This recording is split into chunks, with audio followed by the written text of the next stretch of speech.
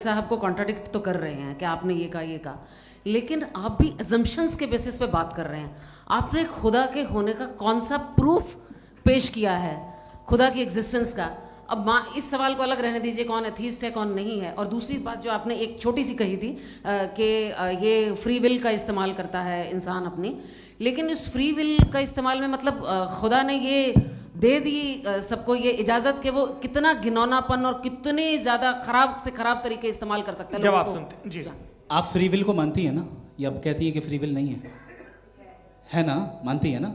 तो अब आपके पास इसका कोई एक्सप्लेनेशन नहीं है कि अगर एक इंसान उस फ्री विल का इस्तेमाल करके गलत काम कर रहा है और बच के अच्छी जिंदगी गुजार के निकल जा रहा है, उसका कोई रिकॉम्पेंस नहीं है।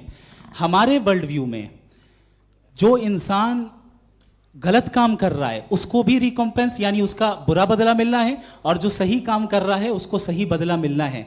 लिहाजा जो फ्री विल है वो इस तरीके से है कि एक लिमिटेड टाइम तक खुदा ने मोहलत दी है। ऐसा नहीं कि छूट दे दी, जो करना है करते रहो हमेशा।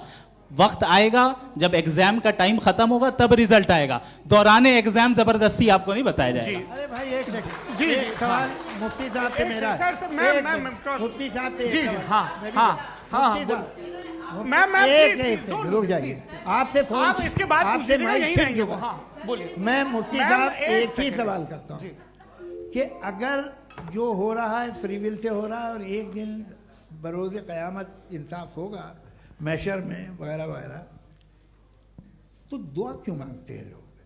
दुआ मांगते हैं इसके मतलब है अभी भी उसने ये डिपार्टमेंट रखा है कि मैं रोजमर्रा की जिंदगी में इंटरफेयर बिल्कुल कर बिल्कुल सकता हूं। He can. तो तुम कैन हो, तुम मुझे नौकरी दिला देते हो, मेरे बेटे को ग्रीन कार्ड दिला देते हो, और 45,000 बच्चे मरते उन्हें रोकते नहीं हो। नहीं तो क्या आप ये कह रहे हैं कि इस दुनिया में जालिमों को कभी पकड़?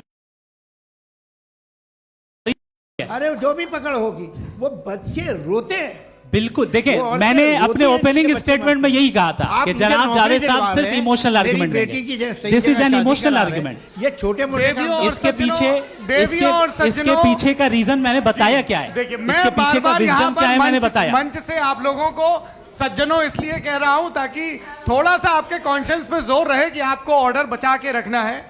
वक्त तय हुआ था, ये वक्त पूरा हुआ, आपने इतने धैर्यपूर्वक सुना, मैं आप सबका बहुत बहुत शुक्रगुजार हूं। यदि इन दोनों विद्वानों की इच्छा होगी तो कभी हम इस बातचीत का राउंड 2, राउंड 3, यही तो देखिए खूबी है इंसान की कि बहस मुबाहसे में वो पड़ा रहता है।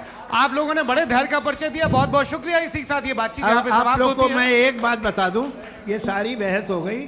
अब मुफ्ती साहब और बड़े मुफ्ती साहब इन साथ के साथ मैं खाना खाने वाला हूँ। अच्छा।